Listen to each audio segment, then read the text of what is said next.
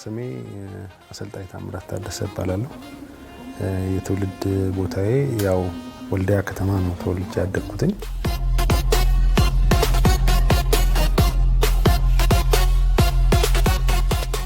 እንግዲህ እዛው ነው የአትሌቲክስ ስፖርት ያው አንዳንዴ ሱቅ ስትላክ ወይም በትምህርት ቤት በምናምን ስፖርቱን ያው ጀመረን። ከዛ ወደ አዲስ አበባ ዩኒቨርሲቲ መጣሁኝ። አዲስ አበባ ዩኒቨርሲቲ ደግሞ ያው የዩኒቨርሲቲዎች ፌስቲቫል በሚያጣራበት ሰዓት ነው ወደ አትሌቲክስ ሙሉ ለሙሉ የመጀመሪያ ክለብ አዲስ አበባ ዩኒቨርሲቲ ነው። ከዛ በኋላ ያው ሩጫዎች ተጀመሩ፣ በክለብ ተያያዝን። ቱታ ጫማ ምናምን ሲሰጠን ያው እኛም እየተለወጥን መጣን።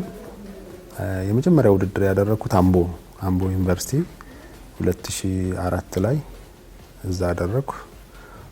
አርባ ምንጭ 2005፣ ሀረር 2006 እነዚህን የስፖርት ፌስቲቫሎች ተሳትፌ በአትሌቲክስ በመሀል ደግሞ የክለቦች ውድድር ኢትዮጵያ ሻምፒዮና ወጣቶች ምናምን አዲስ አበባ ዩኒቨርሲቲ በመወከል በአትሌቲክስ ሮጫለሁ። ከዛ በኋላ ያው ግራጁዌት ስናደርግ የክለቡ አይዝምና ተማሪዎችን ብቻ ነው የሚይዘው።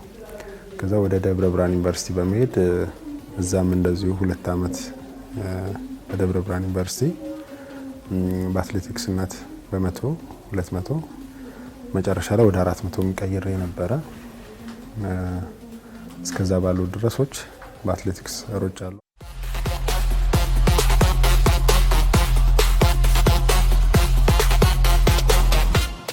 እኔ በአሰልጣኝ ስሆን የመጀመሪያው ያው በአጭር ርቀት ነበረ ተሳትፎዬ። ልክ ደብረ ብርሃን ማሰልጠኛ ማዕከል ያው ቅጥር በሚያወጣ ሰዓት በኮች ኤንድ ፕሌየር ነው መጀመሪያ የገባሁትኝ። ከዛ በኋላ አሰልጣኝና አትሌቲክሱን መሮጥ አልቻልኩም። ከዛ ያው ያኛው ትኩረት ማድረግ ስላለብህ እይታ ይፈልጋል እንደምታውቀው ስፕሪንተር እና ሙሉ ለሙሉ ወደ አሰልጣኝነት ሄድኩኝ። አሰልጣኝነቱን ስጀምር የሚያስቸግሩ ነገሮች ነበሩ። ያው አትሌት እንደሆንክ አይደለም ወይም ግራጁዌት አድርገህ እንደወጣህ አይደለም። ብዙ ሰዎችን መጠየቅ አለብህ፣ የምታነባቸው ነገሮች አሉ። ከዛ ቀስ ቀስ እያለን ያው በትንሹም ቢሆን መልመድ ቻለን።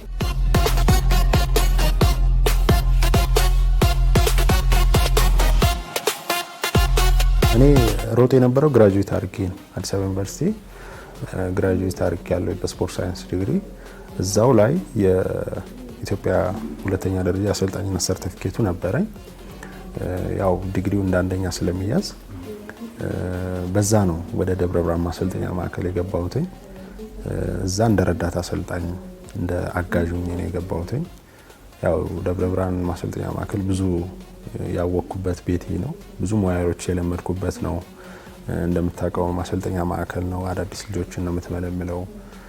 ከዛ ወደ ክለብ መሸኘት ነውና ያን ያህል እንደ ክለብ ፈታኝ አይደለም። ብዙ የምንሳሳታቸው ነገሮች ነበሩ። ያንን በማስተካከል ያው እንደነገርኩ በሰዎችን በማማከር ሲኒየሮችን በመጠየቅ በማንበብ አለ ብቻ እየተሳሳት ከአንዱ ወደ አንዱ የምታሻሽላቸው ነገሮች አሉ። ስፕሪንተር ደግሞ በጣም እይታ የሚፈልግ ነው። በእኛ ሀገር ደግሞ ትኩረት የለውም እና ብዙ ቻሌንጆች አሉት። አንድን አትሌት ወደ ክለብ ማብቃት ከፕሮጀክት አንስተህ የክለብ ተፎካካሪ ማድረግ በጣም ከባድ ነውና ብቻ ያው ጥሩ ነው መቼ ምንም አይልም።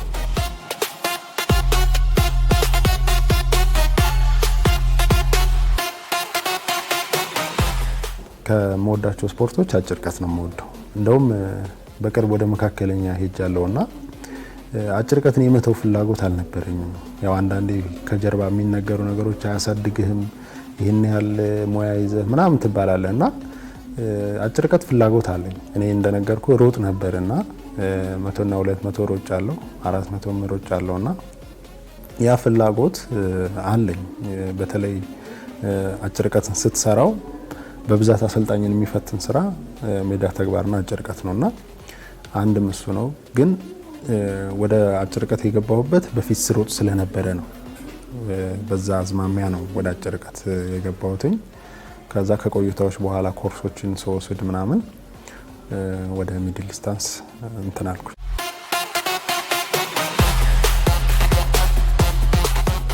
ደብረ ብርሃን ማሰልጠኛ ማዕከል ማለት እኔ ለምን እንደሆነ አላውቅም፣ የመጀመሪያም ስለሆነ እወደዋለሁ። ማለት እንደ ቤተሰብ ነው ማለት አሰልጣኝ አትሌቶቹ ካምፕ አላቸው። ከአትሌቶቹ ጋር የቤተሰብ ያህል ነው።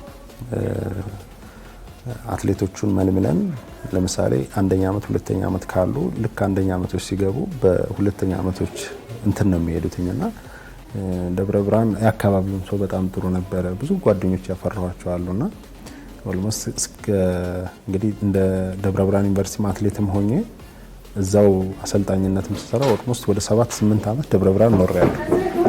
ሙሉ ለሙሉ የአትሌቲክስ ከግራጁዌት በኋላ ህይወቴ ደብረ ብርሃን ነው።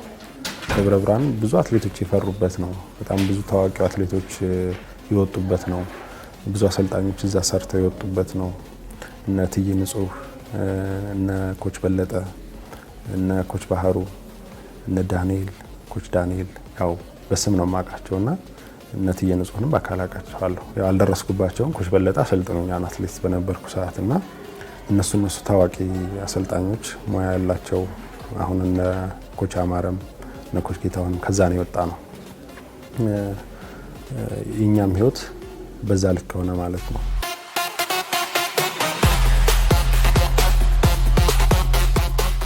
ወደ ተንታ ማሰልጠኛ ማዕከል ሲሄድ እንደነገርኩ ደብረ ብርሃን አጋዥ ነኝ፣ ረዳት አሰልጣኝ ነኝ። እዛ ደግሞ በአጭር ርቀት ዋና አሰልጣኝ ነው የሚፈልጉትኝ። አንድ ደግሞ ራሴን አፕዴት ለማድረግ እና እንግዲህ ቦታ አይደለም ነው የወሰነኝ፣ ባለው ቦታ ላይ ልጆችን ማብቃት ነው። ከተንታ ማለት ከዚህ በፊት ደብረ ብርሃን ሲባል አጭር ርቀት በጣም በክልላችን ጥሩ ጥሩ አትሌቶች የሚወጡበት ነው። እንደውም ሌላ ቦታ ሌሎች ክለቦች ሆነው ደብረ ብርሃን ነው የሚሰራው በብዛት በተለይ ከ2007 8 9 እስከ 10 ድረስ ኢቨን እስከ 12 ድረስ ብዙ አትሌቶች ቤት ተከራይተው ሁሉ ደብረ ብርሃን ስልጠናዎችን ይወስዳሉና ስልጠናዎች ቆንጆ ነበሩ። ወደ ተንታ ሲሄድ ያው ተንታ ብዙ የአጭር ርቀት እንትን አልነበረም። እዛ ጋር አዲስ ቲም በመስራት ቶሎ ወደ ቲሞችን በመስራትና ሜዳ ተግባሮችንም እንደዚሁ ስላልነበረ እኔ ነበርኩ የምሰራው። እነዛ ልጆች በማፍራት ተንታም ዋንጫ እንዲያመጣ አድርጌያለሁ። ከቡድን አጋሮች ጋር በመሆን የማሰልጠኛ ማዕከላት በ2013 14 3 ዋንጫዎችን አምጥቻለሁ።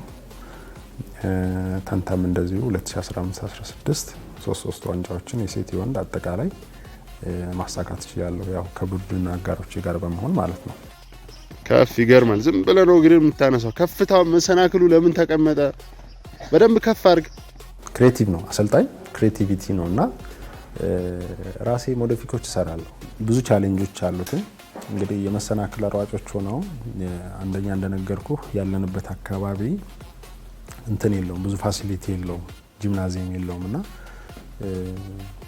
መሰናክሎችን በእንጨት የሴቶችን በሴቶች ልክ የወንዶችን ደግሞ በወንዶች ልክ አድርጎ በመስራት ስልጠናዎችን እሰጥ ነበር እና ያም ውጤታማ አድርጎኛል። እንደነገርኩ የሚጠፋኝንም ባለሙያዎችን እጠይቃለሁ። የመሰናክል አሰልጣኞች እንደው በዚሁ አጋጣሚ ታሪኩ ተመቼ በጣም ብዙ ረድቶኛል። ማለት ቪዲዮ ቀርጬ ልጆቹን ስልክ እሱ ቪዲዮዎቹን እያየ እኔን ኮሜንት ያደርገኝ ነበር። ከዛ ወደ ሲስተም ውስጥ ገባሁኝ። ራሴ ማነብ ነበረ ልጆቹን።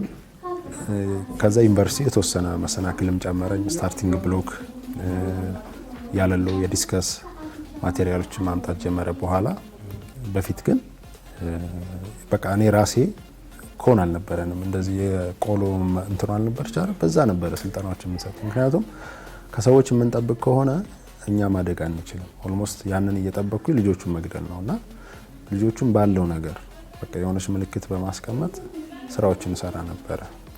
መሰናክሎችንም እንደነገርኩ ወደ 3000 አካባቢ ስትሄድ የውሃ ጉድጓዶችን በመቆፈር እዛ ውስጥ እንሰራ ነበረ።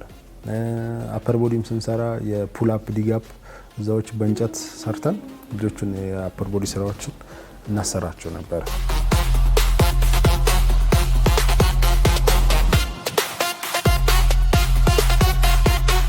ተንታ አየሩ ምቹ ነው። አየር ንብረቱ በጣም ምቹ ነው። ብዙ አትሌቶች የሚያድጉበት ነው። ግን አንዳንድ ችግሮች አሉ። እነዛን ችግሮች እንደነገርኩ በእንትን ነው በቃ በአሰልጣኞች ጥራት ነው። ስራ አስኪያጁም ያው ጠንካራ ነው። ዩኒቨርሲቲዎች ያው ይደግፋሉ፣ ግን ሙያው በየጊዜው ዩኒቨርሲቲዎች አካባቢ ስለሚቀያየሩ ሙያውን አያውቁትም።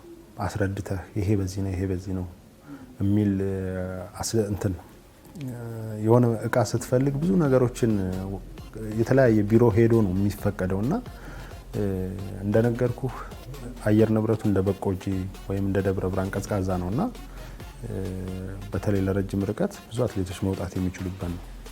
ግን አንዳንዴ ትራክ የለውም እስካሁን ድረስ እንደነገርኩ የማቴሪያል ችግር አለ። ጂምናዚየም በደንብ የለውም። ያንን በእኛ ጥረት እኛ ሞዲፊክ በመስራት መሰናክሎችንም እንደዚሁ ሞዲፊክ በመስራት ነው ልጆችን ውጤታማ የምናደርገው። ኦልሞስት አሰልጣኙ ከተኛ አትሌቱ የሚተኛ መቼም ዛሬ ዘመኑ የሳይንስ ነውና ሁሉ ነገሮች የሚሆኑትኝ በእቅድና ሳይንስ ተኮር ስልጠናዎች በመስጠት ነውና ያንን ተንታ ላይ አለ።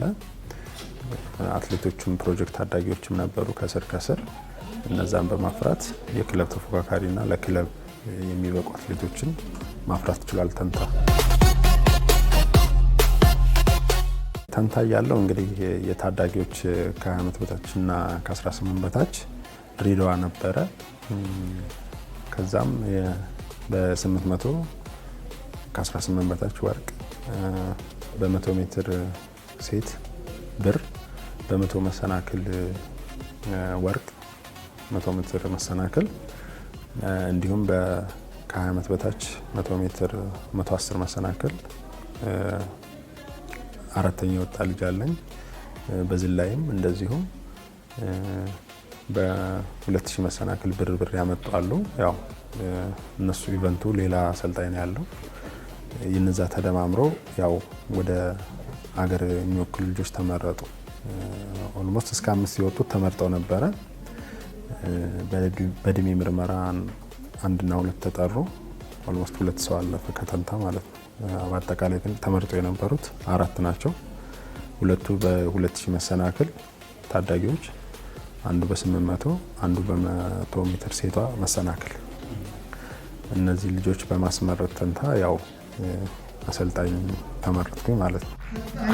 ታምራት ታደሰ እንግዲህ እንደምናውቀው ወደዚህ ተንታ ላይ ወጣት አሰልጣኝ በአዲስ ዩኒቨርሲቲ የመጀመሪያ ዲግሪውን በኮቺንግ በአትሌቲክስ ኮቺንግ የወሰደ ጀግና አሰልጣኝ ነው። አሁን ደግሞ በመጀመሪያ ጊዜ ኢትዮጵያን በወከል በዚህ ሻምፒዮና ላይ ተሳትፏል። ወራዳ ያሳል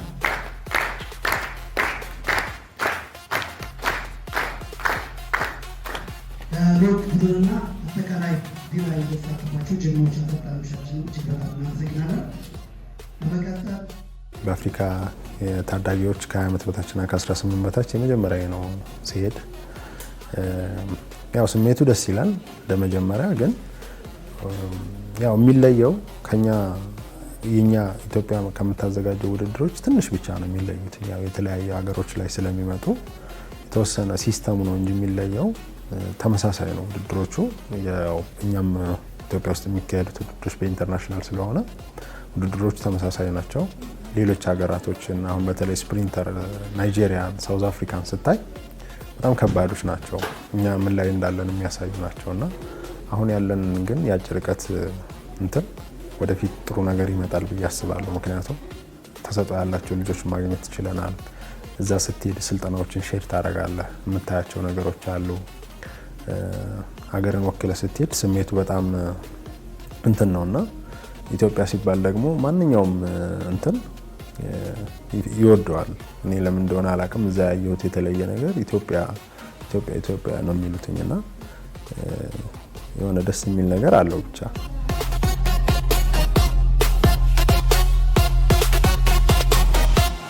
ያው እንግዲህ ጥሩ ነው ማለት ያው ጠንክረህ እንድትሰራ ጉድለቶች ይኖራሉ።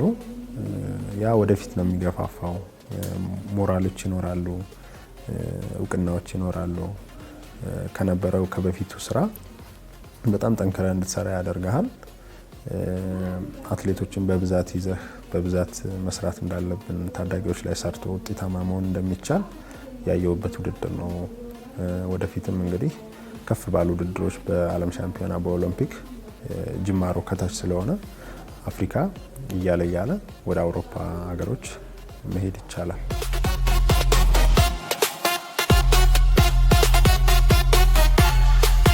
ልዩነት አለን። አንደኛ የፊዚካላቸው እነሱ በጣም ወፍራም ናቸው፣ በጣም ግዙፍ ናቸው፣ በጣም ፈጣን ናቸው። እኛ ሀገር ጋር ደግሞ እንግዲህ አመጋገባችን ይሁን ስልጠና ይሁን ያላወቅኩት ነገር አለ። እኔ አሁን ብዬ የማስበው ስልጠናችንና አመጋገባችን ይመስለኛል። ስልጠናችንን ብናስተካክል፣ አመጋገባችን ብናስተካክል ከነሱ የተሻለ ሯጮች ማውጣት እንችላለን። አሁን እኛ የምንታወቅባቸው 10,000 5,000 ያለው አይደል? ሌሎቹን መስራት አልቻልንም። በቃ ኦልሞስት 5,000 እና 10,000 ላይ ጥገኞች ነን። አሁን ጽጌ ድጉማ በኦሎምፒክ ብር ስታመጣ ኦልሞስት መስራት ተቻለ። አጭር ርቀት ላይ አሁን እንደዚህ የተሞከሩ በድብልቅ ሪሌ ሄደው በግል ጥረታቸው ሰዓት ለማምጣት የሚታገላሉ። እነሱ ቢወጡ ደግሞ እንደ አዲስ መሰራት ይጀምራል። ግን ከአሁኑ ድጋፍ ካለ አጭር ርቀቶች ላይ መሰራት ይችላል። እንደነገርኩህ የጂምናዚየም አጠቃቀማችን ስልጠናችን ነው። በቃ እኔ አሁን ስልጠናዎችን ማዘመን ትምህርቶችን በመስጠትና የተሻሉ ስልጠናዎችን እያዘመነ ከሳይንሱ ጋር ብንሰራ መምጣት ይችላል። እንደ አጭር ርቀት አሁን እንደ ሀገር ጥሩ ነን። አሁን በታይም ትሮክ ሲጀመረ ተስፋ የሰጡን የአጭር ርቀት ሯጮች አሉና አንድ ሰው እስከሚወጣ ነው ባይዘው። አንድ ሰው ልክ የሆነች ነገር ካመጣ አሁን እኛ ሀገር ላይ 800ዎች ባይዘው በዝተዋል።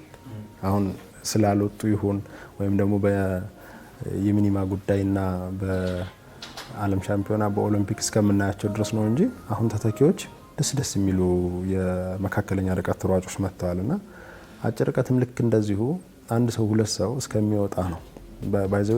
ፌዴሬሽኑም አሁን በጣም እየደገፈ ነው። ልጆችን በቅርብ የሄዱ ናይጄሪያ አሉና እነሱንም ድጋፍ እያደረገ ሚኒማ እንዲያመጡ ከዛ በተናጥል 100 ሜትር 200 ሜትር የሚያመጡበት ነገር ይኖራል። አሁን እንግዲህ በአዲስ አበባ አትሌቲክስ ፌዴሬሽን ስር ከ18 በታች የጃን ሜዳ ጣቢያ እና የአበበ ቢቂላ ጣቢያ አለ። አንደኛው የጃን ሜዳ ጣቢያ ከ18 በታች እዛ ውስጥ በአሰልጣኝነት ነው የምሰራው። ያው እዛ ላይ ታዳጊዎች ስለሆኑ የኢቨንት እንትን የለንም። እስከ 1500 ድረስ አትሌቶች አሉ። ኦልሞስት 48 አትሌቶች አሉ። ከ48ቱ 20ዎቹ ሴት ናቸው። 28ቱ ደግሞ ወንዶች ናቸው። ሌላ ደግሞ በኦን ማኔጅመንት አይኤስኤስ በርሊን የኦን ማኔጅመንት ከ5000 ጀምሮ እስከ ሀፍ ማራቶን ሙሉ ማራቶን ድረስ በማኔጅመንት በግል ሰራለሁ። እንግዲህ ወደዚህ የመጣሁት ያው አንዳንዴ ለውጥ ፍለጋ ራስን ለማሻሻል ያው እኛ እንግዲህ በማሰልጠኛ ማዕከል ስንሰራ አትሌቶችን እያሳደጉ መስጠት ነውና በእርግጥ የራሴ ሪዝን አለ ወደዚህ የመጣሁበት እንጂ ተንታንም መልቀቅ ፈልጌ አይደለም። ተንታ ብዙም እንትን እንደ ልክ እንደ ደብረ ብርሃን ተንታም ያደግኩበት ቤት ነው። ታሜ እንግዲህ ያው በቀጣይ እንግዲህ ጠንክሮ ሰርቶ በትልልቅ መድረኮች ትልልቅ አትሌቶችን እያፈራ እንግዲህ በዓለም ሻምፒዮና በኦሎምፒክ ወደፊት ራሴን አፕዴት አድርጌ እዛ ላይ ነው መገኘት የምፈልገው። እንግዲህ አሰልጣኝነት የህይወት የብዬ ከጀመርኩት ኦልሞስት ወደ 9 ዓመት ሆኖኛል። እንግዲህ ያው የተማርኩትን በስፖርት ሳይንስ ነው። በሩጫ ህይወትም ማለፍ ያለው እንግዲህ እኔ ህልም ኦሎምፒክ ዓለም ሻምፒዮና ትልልቅ አትሌቶችን እንዲወጡ ማድረግ ነው። ለዛ ያደርሳል።